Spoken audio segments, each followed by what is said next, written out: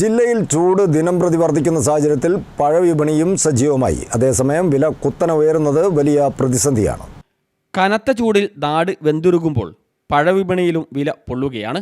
വേനൽ ചൂടിൽ ഉഷ്ണവും ക്ഷീണവും വർദ്ധിക്കുന്നതിനാലും ശരീരത്തിലെ നിർജ്ജലീകരണം തടയാൻ പഴങ്ങൾക്ക് സാധിക്കുമെന്നതിനാലും പഴങ്ങൾക്കും ജലാംശം കൂടുതലുള്ള പച്ചക്കറികൾക്കും ആവശ്യക്കാർ ഏറെയാണ്. വേനലിൽ മനസ്സും ശരീരവും തണുപ്പിക്കാൻ പഴങ്ങളും പഴച്ചാറുകളും ഏറെ നല്ലതാണ്. ചൂട് കൂടുന്നതിനാൽ ആവശ്യത്തിലേറെ വെള്ളം കുടിക്കണമെന്നാണ് ആരോഗ്യവകുപ്പിന് നിർദ്ദേശം.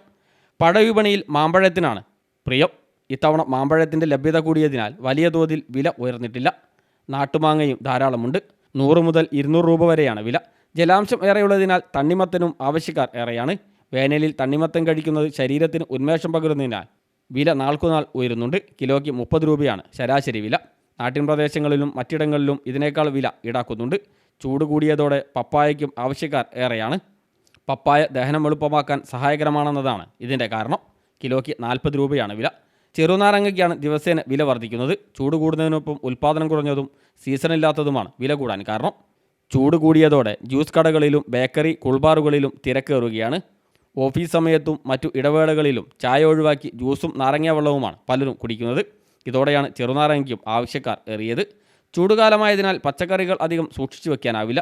വേഗത്തിൽ കേടാവുന്നതിനാൽ പച്ചക്കറികൾക്കും നേരിയ തോതിൽ വില വർദ്ധിച്ചിട്ടുണ്ടെന്ന് കച്ചവടക്കാർ പറയുന്നു. ന്യൂസ് ഡെസ്ക് CTV പ്രാദേശിക വാർത്ത.